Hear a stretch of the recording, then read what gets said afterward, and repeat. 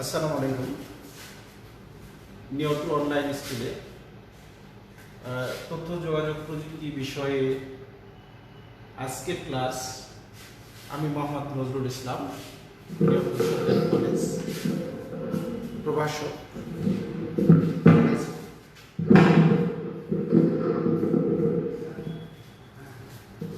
আজকে আমরা আইসিটি বিষয়ের পঞ্চম অধ্যায়ে খুব গুরুত্বপূর্ণ একটা টপিক সম্পর্কে আলোচনা করব। টপিকটি হচ্ছে যে পঞ্চম অধ্যায়টি হচ্ছে প্রোগ্রামের ভাষা। প্রোগ্রামের ভাষা ও সি প্রোগ্রামিং।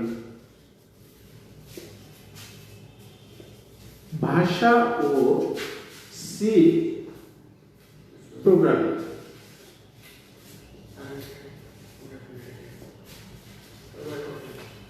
এই টপিকস, এই বিষয়বস্তুর উপর আলোকপাত করবো আমরা। এই অধ্যায়ের গুরুত্বপূর্ণ টপিকস হচ্ছে, আমরা প্রথমে আলোচনায় নিয়ে আসবো যে প্রোগ্রাম কি।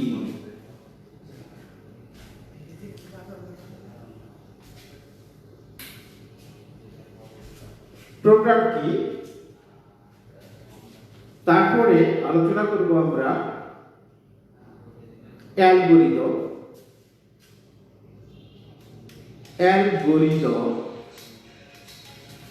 তারপরে আলোচনায় নিয়ে আসবো ফ্লো চার্ট।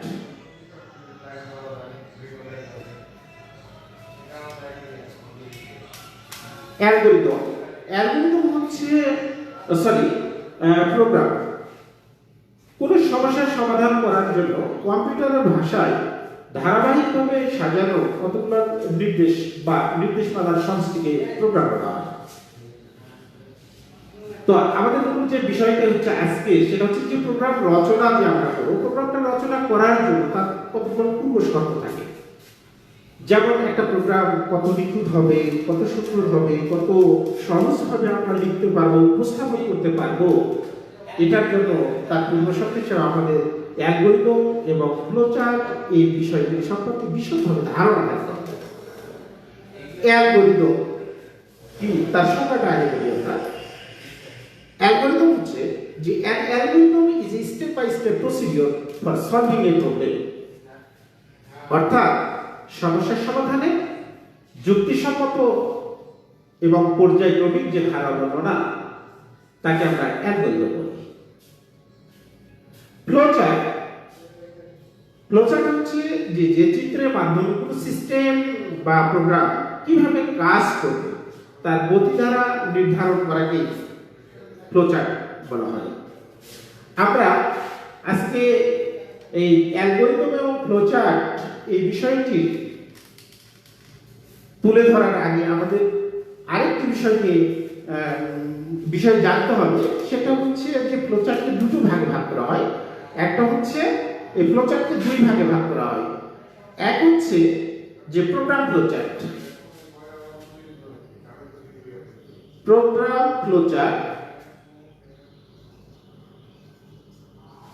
আরেকটি হচ্ছে সিস্টেম ফ্লোচার্ট। এখন আমাদের অ্যালগরিদম এবং ফ্লোচার্ট তৈরি করার জন্য বা লেখার জন্য আমাদের যে জিনিসটা লাগবে ফ্লোচার্ট তৈরি করার জন্য, সেটা হচ্ছে যে প্রোগ্রাম ফ্লোচার্টে যে ব্যবহৃত যে প্রতীকগুলো আছে, এই প্রতীক সম্পর্কে আমাদের ধারণা নিতে হবে। তারপরে এখন দেখব যে প্রোগ্রাম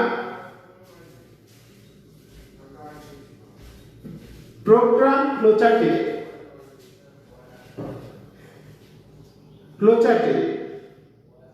ব্যবহৃত প্রতীক সমূহ।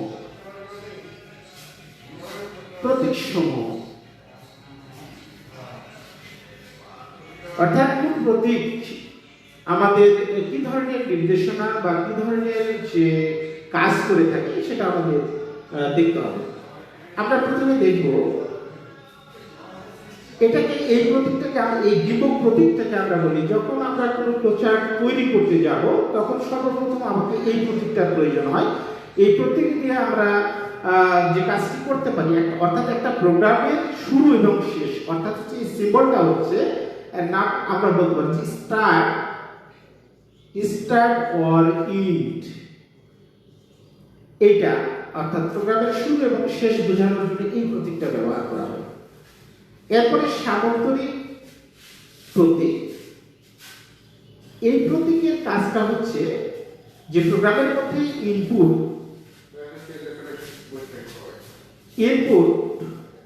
এবং আউটপুট এ দুটি কাজ সম্পাদন করার জন্য আমরা সাধারণত এই সামগ্রিক এই প্রতীকটি ব্যবহার করে থাকি। এরপরে আমরা পাবো যে আয়তক্ষেত্রের প্রতীক, অর্থাৎ এই প্রতীকের কাজটা হচ্ছে, এটাকে আমরা বলে থাকি প্রক্রিয়াকরণ বা প্রসেসিং সিম্বল। প্রসেসিং সিম্বল আমরা বলে থাকি, অর্থাৎ একটা প্রোগ্রামের মধ্যে যত রকমের যোগ বিয়োগ গুণ ভাগ অর্থাৎ লজিক্যাল এক্সপ্রেশন যাবতীয় কাজ আমরা এই প্রতীকের মাধ্যমে করে থাকি। এরপরে আমরা দেখব যে ডায়মন্ড প্রতীক একটা, যেটাকে আমরা বলে থাকি ডিসিশন বা সিদ্ধান্ত প্রতীক। ডিসিশন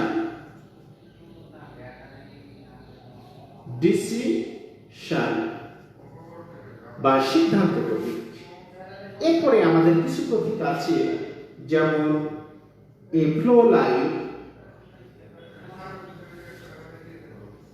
এই সিম্বলগুলোকে আমরা বলে থাকি যে ফ্লো লাইন।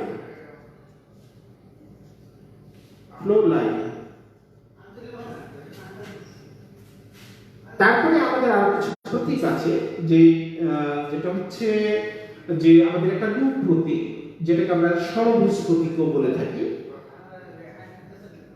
এই লুপ বা চক্র প্রতীক, সাধারণত লুপ বা চক্র প্রতীক আমরা ফ্লো লাইন ব্যবহার করতে পারি। লুপ বা চক্র প্রতীক এটা।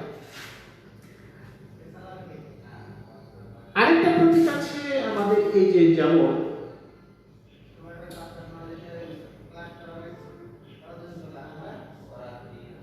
এটাকে আমরা বলে থাকি ডিসক্রিপশন বা বর্ণনা প্রতীক।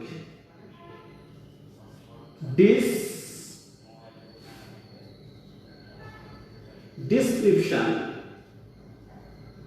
বা বর্ণনা প্রতীক বলে থাকি। আমাদের এই প্রতীকের মাধ্যমে, এই প্রতীকগুলোর মাধ্যমে আমরা যে কোনো প্রোগ্রাম রচনা করার ক্ষেত্রে যে প্রচারণ করার প্রয়োজন হয় সেইগুলো আমরা করতে পারবো এখান থেকে।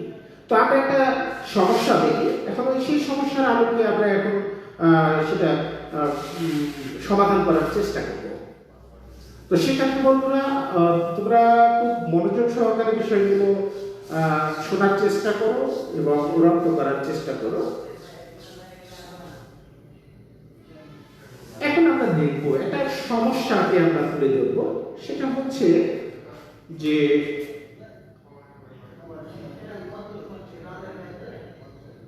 একটা প্রশ্ন যে কোন একটি সংখ্যার তিনটি সংখ্যার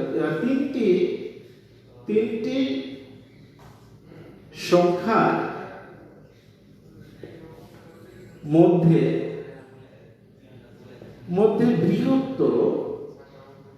বৃহত্তর সংখ্যা নির্ণয়ের অ্যালগরিদম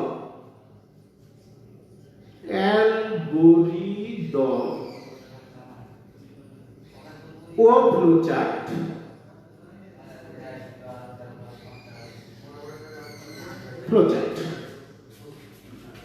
অঙ্কন করো।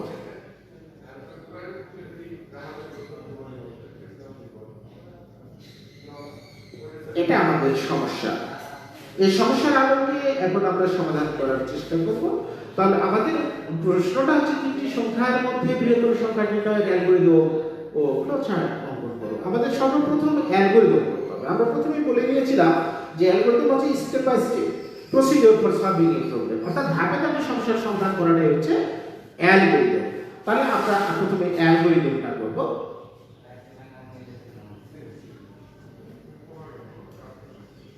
অ্যালগরিদম ধাপ 1 ধাপ 1 শুরু করি। ধাপ 2 তিনটি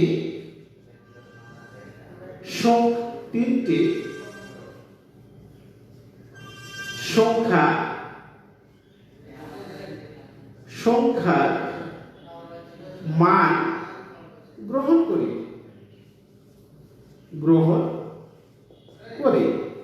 ধাপ 3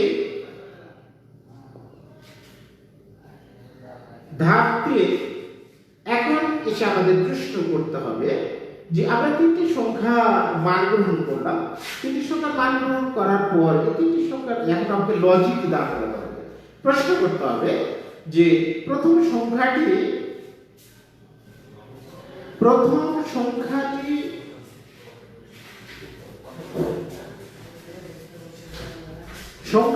কি দ্বিতীয় ও তৃতীয় সংখ্যার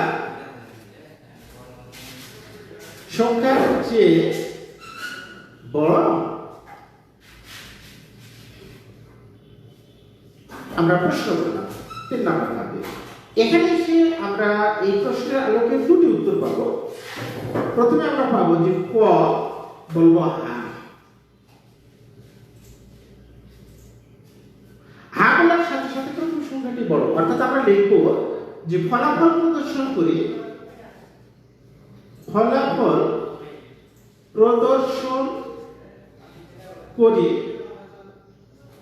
প্রথম সংখ্যাটি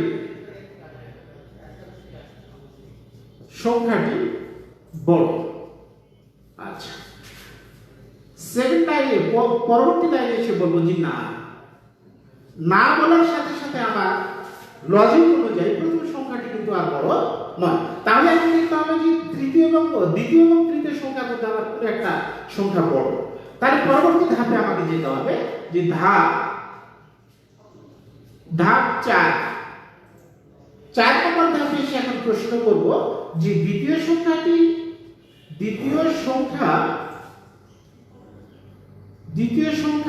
কি তৃতীয় সংখ্যার চেয়ে বড়? তৃতীয় সংখ্যার চেয়ে বড়? প্রশ্ন করব। এখানে এসে আমরা দুটো উত্তর পাবো। একটা হচ্ছে ক বলবো যে হ্যাঁ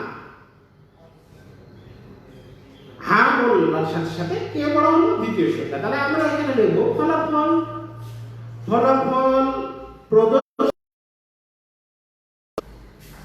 প্রদর্শন করি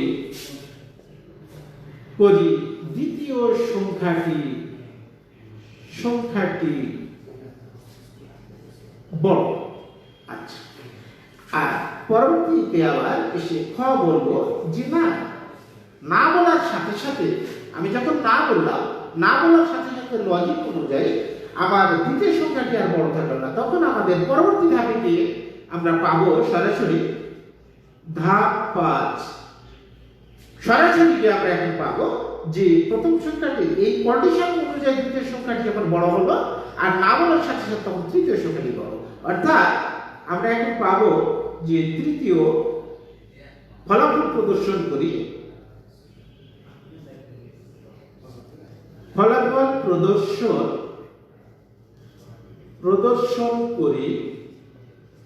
তৃতীয় সংখ্যাটি বড়। এরপরে আমরা অ্যালগরিদমের ধাপগুলো শেষ করব। ধাপ 6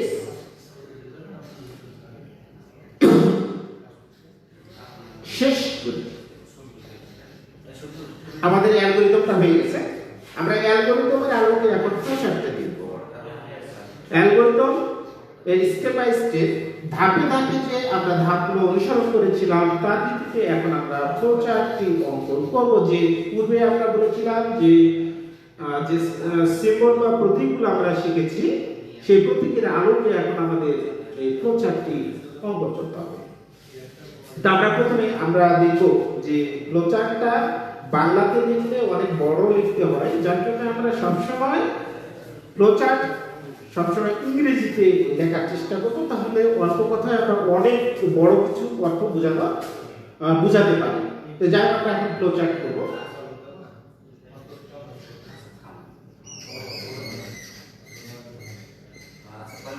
ফ্লোচার্ট স্টার্ট।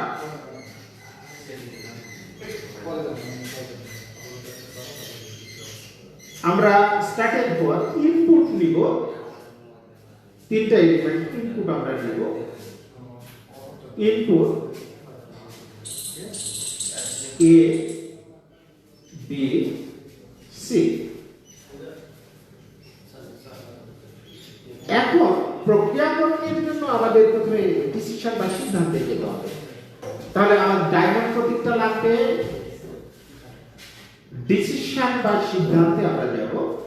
দেখো, is A greater than B প্রশ্ন করলাম, তাহলে এই প্রশ্নের উত্তরটা হবে দুটি, একটা ইয়েস একটা নো। তাহলে আমি বললাম যে is A greater than B, বলছি ইয়েস। এ কি বি এর চেয়ে বড়, বলছে হ্যাঁ। আচ্ছা, আমরা এই দিকে থাকি, হ্যাঁ এ যদি বি এর চেয়ে বড় হয় তাহলে পরবর্তী স্টেপে আমরা যাব, গিয়ে আবার প্রশ্ন করব, ডিসিশন বা সিদ্ধান্ত নিব। আবার প্রশ্ন করব যে is B greater than, sorry এখানে এ বি এর চেয়ে বড়, এই কন্ডিশন অনুযায়ী এখন আমরা দেখব is A greater than C, A কি সি এর চেয়ে বড়। আবার আমরা দেখতে আসবো যে বলবো ইয়েস এ সি এর চাইতে বড়। তাহলে এ কন্ডিশন অনুযায়ী এ বি এর চাইতে বড়, সি এর চাইতে বড়। তাহলে কন্ডিশন অনুযায়ী এখন আমরা লিখতে পারবো আউটপুটে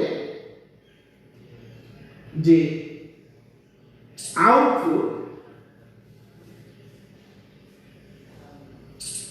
ছোট করে লেখা যাবে বা বড় করে লিখলে লিখতে হবে যে দা লার্জেস্ট ভ্যালু এ বা আউটপুট এ যেটা বলি, বা প্রিন্ট এ, প্রিন্ট এ বা আউটপুট এ, এটা বলতে হবে। এখন আমরা চলে যাব ডান পাশে এই কন্ডিশনে। আমরা যখন বলেছিলাম is A greater than B, তখন বলছে ইয়েস, এই কন্ডিশন অনুযায়ী এ বড়। এখন আমরা বলবো নো,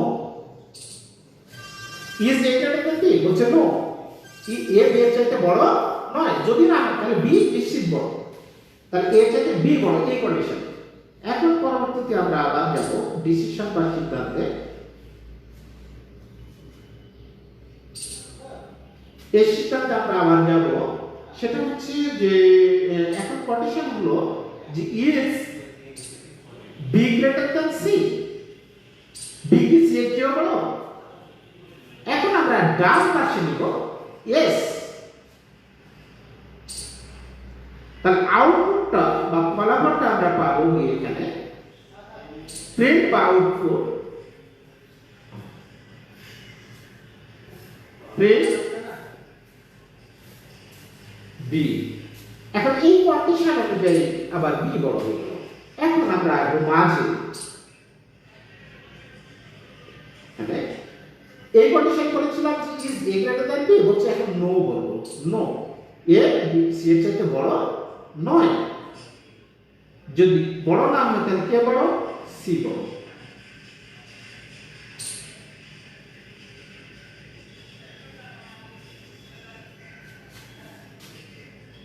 সি বড়, তাহলে আউটপুট আমরা এই কন্ডিশন অনুযায়ী is A greater than C, বলছে নো, তাহলে কে বড়, সি বড়। আবার আমরা এখানে আসবো, এখানে is B greater than C, বলছে নো, বি সি এর চাইতে বড় নয়, তাহলে কে বড়, সি বড়। আমরা দুই পাশে কিছু দুটো কন্ডিশন এখানে এসে এখন বললাম, তাহলে দুই দিক থেকে আমার সি বড় হয়ে গেল। তাহলে আমরা এখন পাবো এখানে প্রিন্ট বা আউটপুট প্রিন্ট সি। এরপরে আমরা প্রোগ্রামটাকে ফ্লোচার্টটাকে শেষ করতে চাই, তাহলে সেট করার জন্য আমরা একটা কানেক্টর দেব এখানে, যে কানেক্টরটা আমরা এই কানেক্টর ফ্লো লাইনের মাধ্যমে কানেক্টরগুলো আমরা দেব।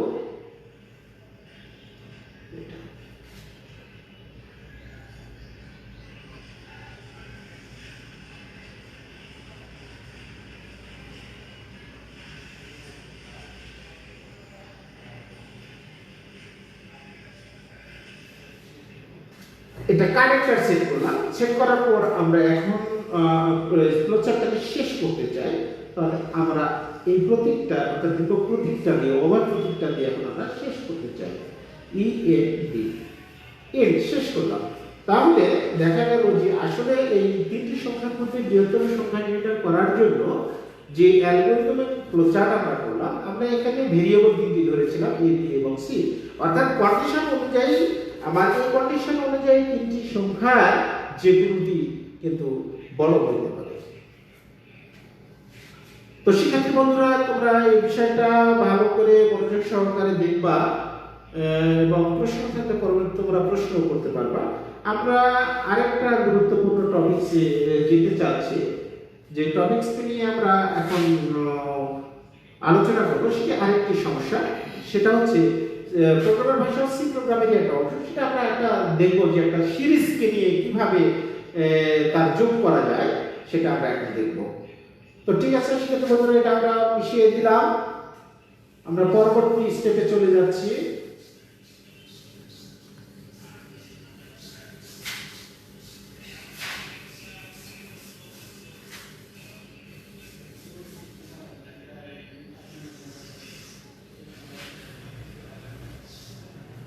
পরবর্তী স্টেপে আমরা যাচ্ছি, সেটা হলো যে আমরা এখন একটা সিরিজকে দেখব। প্রশ্নটা হচ্ছে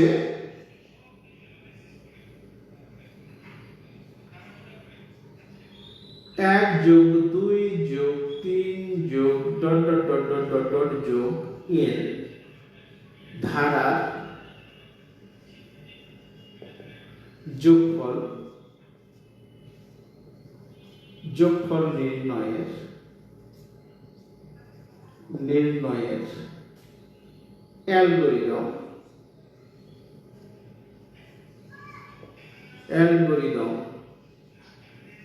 ও ফ্লোচার্ট।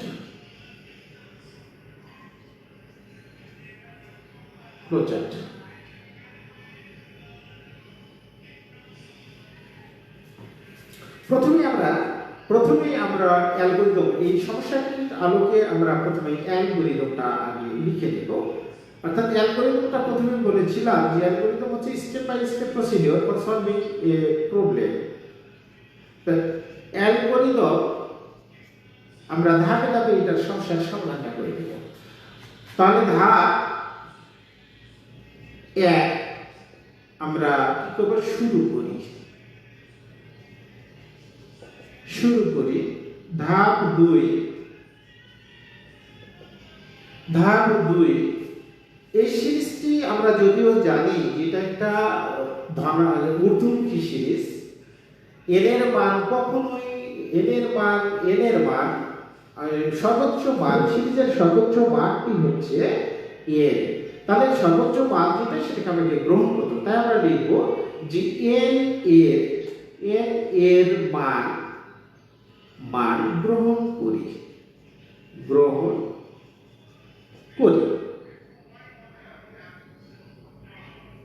এন এর মান গ্রহণ করি। পরবর্তী ধাপ 3। এখন আমরা যদিও জানি যে এই সিরিজটা একটা ঊর্ধ্বমুখী সিরিজ, এন এর মান কখনোই শূন্যের সমান বা ঋণাত্মক কখনোই হবে না। তারপরও আমাদের কন্ডিশন যুক্ত করে দিতে হবে। যদি না করি আমরা, তাহলে কিন্তু প্রোগ্রাম যখন রচনা করব তখন কিন্তু কম্পিউটার এটাকে সঠিকভাবে কাজ করতে পারবে না। কারণ কম্পিউটার তো জানে না যে এন এর মান কত। তারপর আমাদের আমাদের এই কন্ডিশন, তৃতীয় ধাপের এই কন্ডিশনটা বলে দিতে হবে যে এন এর মান ঋণাত্মক হলে, এন এর মান ঋণাত্মক হলে, এন এর মান ঋণাত্মক হলে 2 নম্বর ধাপ পুনরায় করি। অর্থাৎ এন এর মান ঋণাত্মক হলে 2 নম্বর ধাপ পুনরায় করি। অর্থাৎ তাহলে আমাকে আবার পুনরায় এন এর মানটাকে পুনরায় আবার গ্রহণ করতে হবে। এখন পরবর্তী ধাপে আমরা যাব। ধাপ 4 নম্বর ধাপে এসে এখন আমরা দেখব যে সিরিজটি তোমার কাউন্টার ভেরিয়েবল এবং যে কাউন্টার ভেরিয়েবল এবং এর মানটা কত। তাহলে আমরা দেখব যে এই সিরিজের টোটাল সিরিজের যোগফল এবং কাউন্টার ভেরিয়েবল সেটা আমরা এখন দেখব। আচ্ছা, যোগফল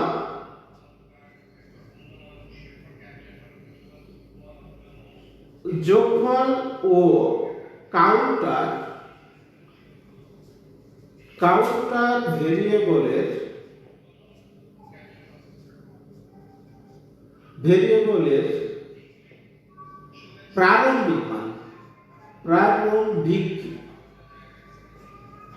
প্রারম্ভিক মান যথাক্রমে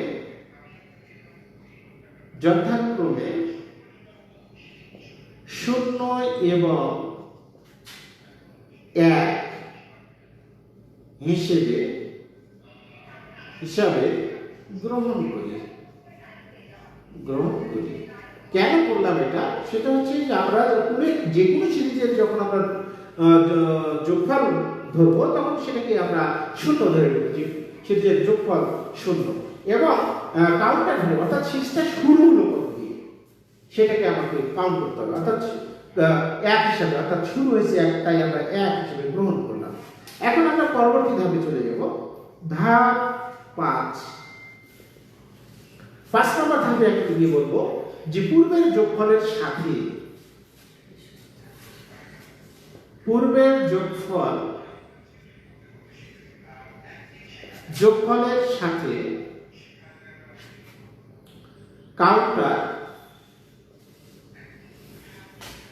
কাউন্টার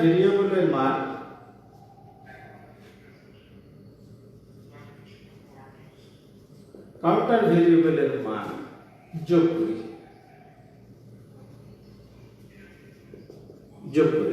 পরবর্তী ধাপ, স্টেপ 6, কাউন্টার ভেরিয়েবলের মান এখন 1 বৃদ্ধি করি। কাউন্টার ভেরিয়েবলের মান 1 বৃদ্ধি করি। কেন 1 বৃদ্ধি করলাম? সেটা হচ্ছে যে আমার যে সিরিজটি আছে এই সিরিজে যে মানগুলো বৃদ্ধি পেয়েছে, অর্থাৎ 1 যোগ 2, 2 যোগ 3, অর্থাৎ একটি থেকে আরেকটি মানের পার্থক্যটা হচ্ছে 1। 2 থেকে 1 কত কম? 1। 1 থেকে 2 কত বেশি? 1। 2 থেকে 3 কত বেশি? 1। অর্থাৎ এখানে হচ্ছে কাউন্টার ভেরিয়েবল অর্থাৎ মানের বৃদ্ধি, তাই কাউন্টার ভেরিয়েবলের মান 1 বৃদ্ধি করতে হবে। পরবর্তী ধাপ 7, এটা খুব গুরুত্বপূর্ণ একটা ধাপ। আমি পূর্বেই বলেছিলাম যে অর্থাৎ কাউন্টার ভেরিয়েবলের মান আমরা কতক্ষণ পর্যন্ত এটা যোগ করতে থাকবো, অর্থাৎ কাউন্টার ভেরিয়েবলের মান n, অর্থাৎ n এর চেয়ে ছোট অথবা সমান। কাউন্টার ভেরিয়েবলের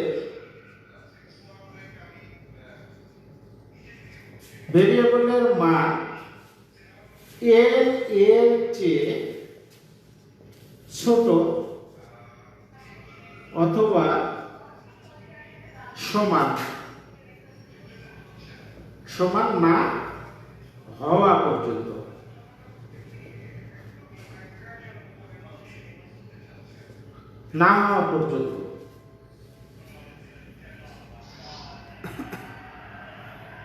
স্টেপ না হওয়া পর্যন্ত। ধাপ 8,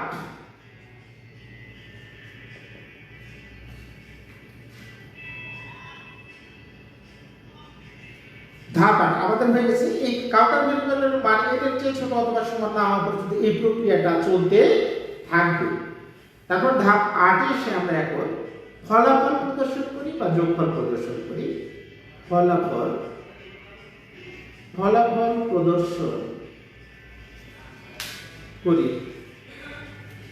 ধাপ 9 শেষ করি।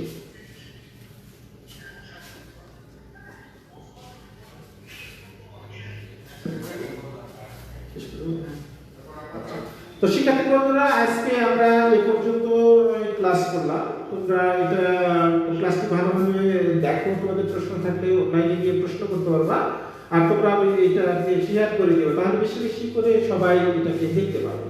তো আজকে এই পর্যন্ত থাকবে। তোমাদের সবাইকে ধন্যবাদ আগামী ক্লাসের জন্য। আগামীতে আবার দেখা হবে ইনশাআল্লাহ। ধন্যবাদ সবাইকে।